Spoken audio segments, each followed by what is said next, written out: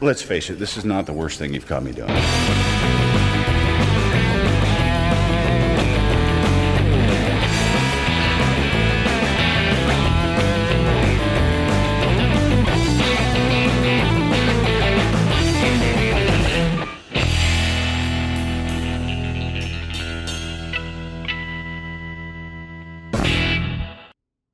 So Kelly, thanks for coming in. I really appreciate this. You're welcome. You're the candy lady in Stratford, right? Sure am. So before we get started, do you want to plug away your social media for your store and stuff? Sure. So Facebook and Instagram is Corner Store Candy Co. and TikTok is CSC Co. 1. Nice. Oh, I should also say we're located at 27 York Street in Stratford. Perfect. Yeah. It's kind of like the hidden street in Stratford, I find, too. It's such a gem. Like, It is. I love our street. Yeah. It's got so many good stores along there, and it's no one ever thinks of York Street until someone has to say, "Hey, have you been to York Street? It's That's got right. everything there, right?" That's right. Yeah. Here's I'll ask the question that I guess a lot of people ask: the name of your store. Yeah. Why is it corner when it's not in the corner? Sure. Yep. Great question. So I think we all have those memories growing up of going to the corner store. Like that was my childhood. My parents would give me money and I would go to the corner store and get candy. And so that's what kind of where my love of candy and sweet things kind of developed from. And I just thought that was a great like homage to my first love. It's funny because I remember the first time I went there, I actually said to Allison, I wonder why that name, but Yeah. I also said it makes sense because it, like you said, it sounds like that's what it should be because Yeah. that's when everyone's corner stores were the candy places. That's right. That's right. Yeah. Why a candy store? So I have always loved candy from a very young age, which I mean, what kid doesn't love it? But I feel like it was like a little bit more than that for me. And even into like teenage years and adulthood, I was always looking for like the newest thing. Like funny enough, like I would back in the day before I had a phone in my pocket, I would look in flyers and see like what's the new treat and snack. I've always had a sweet tooth. So finding the new thing was always like something I prided myself on. And if anybody else traveled or if I traveled and found something new, I'd always like to share it with people. I was in banking for 20 years before opening my shop. So I did everything at the bank from like, I started as a teller, I was a branch manager in several locations. And then the last 3 years was financial advisor of business. So I saw a lot of businesses start up, expand, and then help them with succession planning. And after the pandemic, I was really unhappy. Like banking was very unhappy. Our underwriters wouldn't approve anything because everybody's income was down because businesses weren't operating the way they were before. And things just felt very, just not a good place to be emotionally. Every day was very stressful. You're letting people down because you can't approve things for them, whether that's personally or through business. And I was listening to podcasts, as I like to do when I go out for walks. And one of them said, if you knew you were going to die, for lack of better terms, in 2 years, but you couldn't quit your job, you had to keep working, would you keep doing what you're doing? And I immediately, no. I was like, no. And then I was like, so why am I going to keep doing it for another 30 years? And I started thinking, like, what else do I like to do? And I was following on TikTok, I was following some people who'd opened small candy shops, and I was watching what they were doing and the fun they were having and the joy that they were having. I had no idea if they were successful or not. But with my business background, I started like working on a business plan. Could I actually make this work? What kind of distributors were available to me? What kind of things could I get? Are candy stores even profitable? I looked at Stratford's existing like candy stores with being like the, Rio Thompson's chocolate bars and then Rocky Mountain Chocolate Factory. And if we can have 3 independent chocolate shops successful in Stratford, why couldn't we have a candy shop? Yeah, that makes sense. So I kind of ran with it from there. I also like talked to some of my business mentors, friends who, I trusted and just said like, this is kind of what I was thinking. And everybody's like, yeah, you should do that for sure. So, yeah. Nice. Yeah, I was going to ask you, like, is this something that you wanted from the very beginning? Obviously, you just answered all that. Because the only frame of reference I've got for someone that would want to do that from such a young age would be Willy Wonka. Yeah, right? Yes. Yeah. So your social media, I guess, is going well for the store. Yeah, yeah. It's something that I very like initially when I started the shop, I was very uncomfortable with. Kind of like my personality prior to opening a candy store has been very reserved. In banking, you want to be taken very seriously. So I was like, I would never be silly on social media because that could potentially get to a customer and look bad. In candy, like if you're not having fun, what are you doing, right? Yeah. So it took a bit of time. I really had to get my feet under me with the business first and really get that side of things feeling comfortable and good. And then it's really about a year ago, I was like, I'm just going to show up as often as I can and do as much as I can and not worry so much what people think. So I've, tried different things, and some things have gone over really, really well. For example, we did a reel with some local dancers, and it was a tap to pay. They did a little tap dance reel, and it's now at 10 million views, 557,000 likes. And I wasn't expecting that at all. And it's funny because like my one reel that went viral, I'm not even in. Whatever. The girls are the star of the show for that one. But it's just like showing up every day and not worrying if you look silly. And I've grown my following. Like prior to the beginning of the year, I had like less than 2,000 followers. I hit 2,000 followers in March, and then now I'm at 11,000. Wow. Just that quickly, like just showing up every day, and again, not really worrying so much what people are thinking and just putting content out. I do reels that are like I find funny, that I think I can put my own spin on.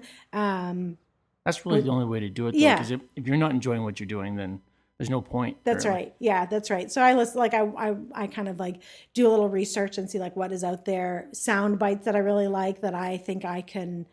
Not an actress by any ways, but I have to like memorize the soundbite. So like, can I do this? Is it quick enough that I can do it and make it into something? And it's kind of fun on York Street. We were talking about like how great York Street is. But I've had other businesses kind of become incorporated into my reels. I think community is really, really important, and York Street, because it's sort of forgotten, like we talked about, it's kind of that hidden gem behind the main shopping street. Most people, if you don't know about it, you don't go there.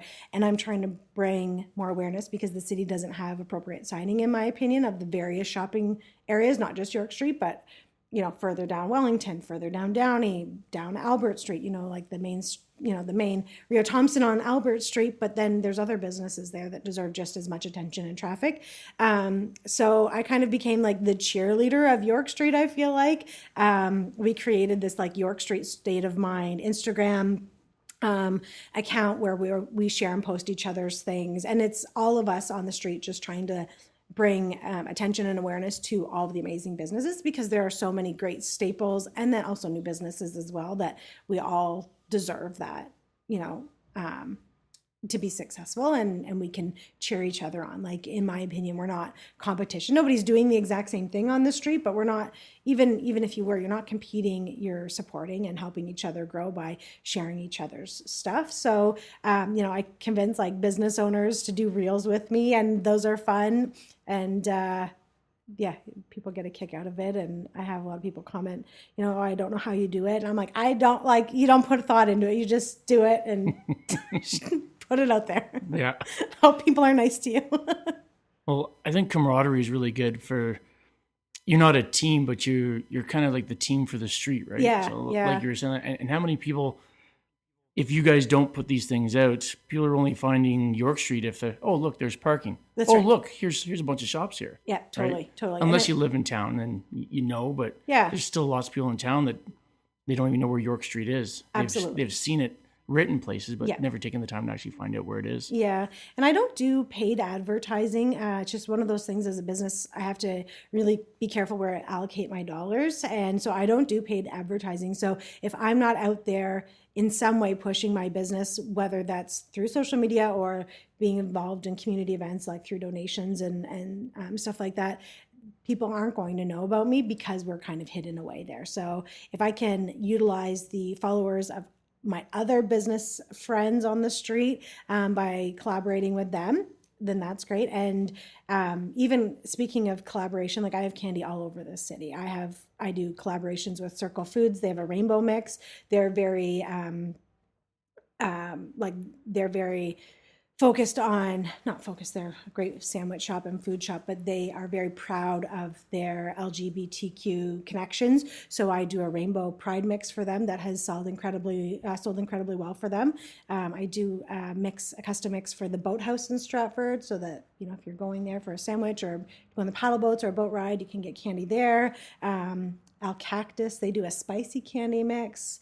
Oh my gosh, I know the Peach Basket in the mall has one. I know I'm forgetting somebody, but I have a Grotto on my street has one. So I get my candy out in other places, and then I do fundraisers as well. So then it's like people get to know me through ways other than paid advertising. Right. So. That's actually how we met originally, I think, was through picking up the candy from the fundraiser. Right. Yeah. That's right. Now I remember. Yeah. Yes. Yeah. That was my very first and to date biggest fundraiser we ever did. The dance studio knows how to raise money. Yeah. And the girls all had a great time. They got to go to Belgium for 8 days. So, Yeah. So I actually went too. So I didn't get stuck at the dance studio. So it was a little bit more enjoyable for me. Yeah. But they had one day off. Yeah. And even then we got to go and see Bruges, which I had already seen. Yeah. So my youngest and I, we traveled around. We drove into France for a bit. Oh, neat. 'Cause we were right on the border. It was literally like a 20-minute drive. And over there, you don't even know you've crossed borders. It's just literally it's like here going from Perth County to Oxford County. Right. You just see a sign like, this is it? Yeah. That's amazing. Yeah. Oh. Yeah. Europe's cool like that. Yeah. It's funny how people want candy, right? Yeah. But they never really think about candy stores like, oh, I'll just pick it up here or there or whatever, and then they get stuck with the regular generic candy. That's right. Yeah. Your place has tons of stuff you can spend 30 minutes in there before you find something that you really want, right? That's right. Which is funny because it's 350 square feet. It's a very small retail space. Yeah. But you can spend a lot of time. But I also spend a lot of time like sourcing that stuff. I have like I think 6 items in my shop that are Canadian items because we have American tourists or even tourists from other places other than Canada that are looking for Canadian candy, but I don't want to carry it because I can't compete with what the big box stores sell that stuff for. Right. I just can't compete. I don't buy on the same scale that they buy. So I shift my focus to other things everywhere else. But I also try to differentiate what I offer to just all the other candy shops that are popping up. Like if you go to Fairview Mall or Conestoga Mall or Masonville Mall, there are candy shops in those malls now that carry a lot of similar products to me. And I always do recon and see like, what are they selling their products for? And often my prices are cheaper because it's just me. I'm not paying, a mall rent. I'm not paying a staff. I'm paying just me and York Street's a reasonable place or reasonable rent. So I don't have to gouge people. It might seem expensive, but it's also expensive for me to buy sometimes, right? So for me to import candy in or these specialty items, it costs me money to do that as well. So I try to keep my costs low, but there's obviously a little bit of a cost to that. But I differentiate myself by doing the gummy mixes that I do. And I take a lot of pride in that, which reminds me, I forgot to bring you a bag of candy, which Oh, that's all right. had sitting on my kitchen table. I pride myself on like having really, really fresh gummies and candy and unique stuff that you're not finding everywhere else. It's not the same as the Sour Patch Kids and the other candy that you just can buy generically anywhere. It's very fresh. And people say like, how can candy be fresh? If you've had stale candy, you know what fresh candy is. Oh, 100%. Yeah. There's a difference. So the other thing I noticed with yours too is you make your own bags of mixtures, right? Yeah. That's what I really liked about your stuff was that you're not just stuck with eating the same thing the whole time. Like, ooh, that was good. Ooh, that was even better. Yeah. The tricky thing is then somebody comes to me and they're like, there was this one thing in the bag and they try to describe it and I have no idea what they're talking about. I'm like, not sure. You want me to throw a piece of licorice in there for you next time? Like, what do you want here? Exactly. Yeah. So can you buy just like full bags of individual ones then? Like as a customer, could you? Yeah, if you wanted to. So it's not available on my website, but anytime anybody wants something custom done, and I do a lot of custom stuff, but if somebody's like, I love, like, for example, green frogs, those little green frogs with the white bottoms, people love those. if you said to me, I want a whole kilogram of just that, I would do that for you. You can pick your own mixes on my website. I have a 1 kilogram bag where you can pick between 3 and 20 options. I think I have 65 options at any given time. And you can make your own mix, and people do that quite a bit. But yeah, anything custom that you want done that you don't see available, just email, Instagram message, phone call, pop in the shop, and I'll do it for you. So you don't really have a whole lot of downtime since you're only closed 1 day a week, I right? have no downtime. No downtime. No. And that 1 day, which is today, you're Yeah. busy doing all the stuff for the store in the background and all Yeah, that stuff. that's right. So I'm often like running to the wholesaler. I am trying to clean my own house. Today, actually, I have personal plans, which is I'm looking forward to. Not part of the shop for once. But no, usually it's everything that needs to be done that I can't do when the shop's open. And your kids are older now compared to Yeah, if you had a 2 and 4 year old, it might be a yeah, little yeah. bit more hectic even. That's right. Yeah, my daughter's 18 and my son is 16, so they're both somewhat independent, but still need me. They're sort of helpful in the shop when they don't like eat all of the candy. Yeah. Yeah. I was gonna say sort of helpful for a kid sounds about right. Yeah, that's right. I know with mine, I asked them to do something and it's 2 hours later, I'm like, have you done that yet? Yeah. As they're sitting there eating a bag of candy or something. That's right. Yeah. No, that's exactly right. So where do you see the store going from here? Just getting obviously bigger? Do you think one day you'll go to a bigger shop, or would you want to stay on York Street and see if a bigger shop ever came available? That's a really, really good question, and something that I've thought a lot about. So I'm just hitting my 2-year anniversary in my shop, and I have 3 years left on my lease. So for the next 3 years, I'm not going anywhere. What happens after that? I don't know. I have all of these visions of things I could do, ways to make the shop more interactive, more fun.